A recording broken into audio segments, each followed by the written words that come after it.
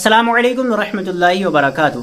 نمازوں کا وقت، نماز فجر کا وقت کب تک رہتا ہے، ظہر کا وقت کب تک رہتا ہے، عصر کا وقت کب تک رہتا ہے، نماز مغرب کا وقت کب تک رہتا ہے، نماز عشاء کا وقت کب تک رہتا ہے۔ انشاءاللہ پانچوں نمازوں کا وقت بتائیں گے کب سے کب تک رہتا ہے۔ تو سب سے پہلے نماز فجر کے بارے میں جان لیتے ہیں کہ فجر کی نماز کا وقت کب تک رہتا ہے۔ فجر کی جو نماز ہوتی ہے صبح صادق سے شروع ہو جاتی ہے، صبح صادق کے بعد سے لے کر سورج طلوع ہونے تک اس کا وقت رہتا ہے، یعنی سورج جب نکلتا ہے تو اس کے بعد ختم ہو جاتا ہے اور صبح صادق سے شروع ہوتا ہے۔ ظہر کی نماز کا جو وقت ہوتا ہے وہ ضحی کبریہ کے بعد ہوتا ہے۔ ضحی کبریہ جو ہے اس کا ٹائم جو ہے آگے پیچھے ہوتا رہتا ہے۔ کبھی ایسا ہوتا ہے کہ 11:30 کے بعد سے ضحی کبریہ کا وقت شروع ہوتا ہے، لگ بھگ 40 منٹ 45 منٹ اس کا ضحی کبریہ کا وقت رہتا ہے۔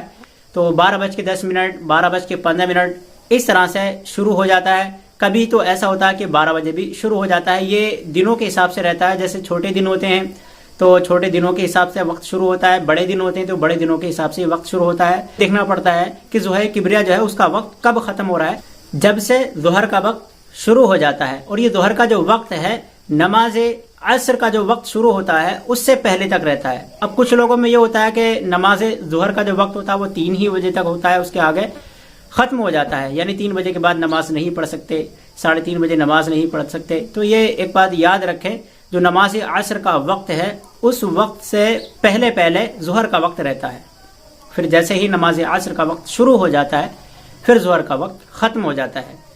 مگر یہ بہتر یہی ہے کہ صحیح وقت میں نماز پڑھ لیں، جماعت کا وقت جب ہو اسی وقت نماز پڑھ لیں۔ اور مان لیں کہ جیسے بزی تھے یا کوئی ایسے پریشانی میں پھنس گئے تو نماز فی الحال چھوڑے نہیں، نماز ضرور پڑھ لے اگر وقت ہے تو، ورنہ گناہ گار ہوگا۔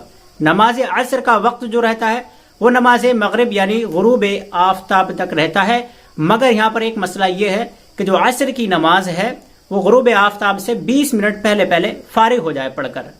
مان لیں کہ جیسے مغرب کی نماز کا وقت شروع ہونے میں 20 منٹ رہ گئے، یعنی غروب آفتاب ہونے میں 20 منٹ رہ گئے، اس سے پہلے فارغ ہو جائے۔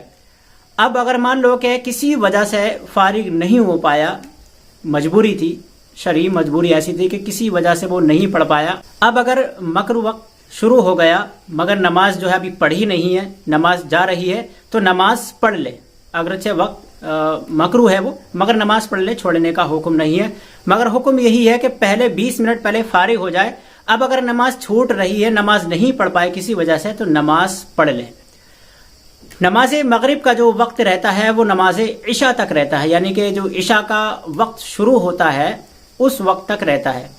جیسے ہی عشاء کا وقت شروع ہوتا ہے تو نماز مغرب کا وقت ختم ہو جاتا ہے۔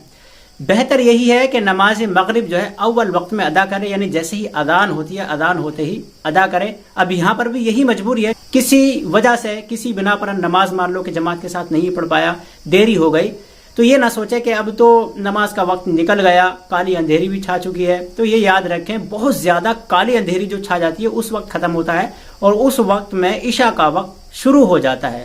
تو یہ مسئلہ یاد رکھیں کہ عشاء کا وقت جب تک شروع نہ ہو جائے جب تک نماز مغرب کا وقت ختم نہیں ہوتا۔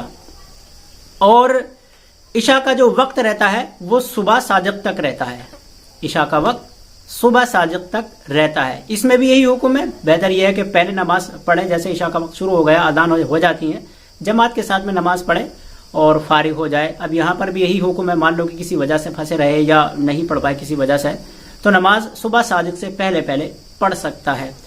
اب آپ اس کا حوالہ پوچھیں گے، حضرت آپ یہ کیسے بتا رہے ہیں، حالانکہ عوام میں تو یہ رائج ہے کہ اس وقت میں پڑھنا چاہیے، اس وقت میں ختم ہو جاتا ہے۔ تو ایسا ہے، عوام میں جو ہوتا ہے وہ سنی سنائی باتیں ہوتی ہیں، تو سنی سنائی باتوں پر عمل نہیں کرنا چاہیے۔ یہ میرے پاس یہ کتاب ہے، اس کا نام ہے انوار شریعت، آپ دیکھ رہے ہوں گے، اور کچھ لوگوں نے تو یہ پڑھی بھی ہوگی۔ یہ انوار شریعت ہے، چلو میں اسکرین پر آپ کو یہ دکھا دے رہا ہوں، یہ انوار شریعت ہے۔ اس میں یہ سارے مسئلے مسائل لکھے ہیں، میں نے خود یہ پڑھے ہیں، مفتی جلال الدین امجدی رحمۃ اللہ علیہ ہیں، انہوں نے یہ کتاب لکھی ہے، تو میں نے اسی میں سے آپ کو یہ مسئلے مسائل بتائے ہیں۔ جانکاری اچھی لگے تو لوگوں کو شیئر کر دیں، اور ابھی تک آپ نے ہمارے چینل کو سبسکرائب نہیں کیا ہو تو چینل کو ضرور سبسکرائب کر لیں۔ دعائے خیر میں یاد رکھیں۔ السلام علیکم ورحمۃ اللہ وبرکاتہ۔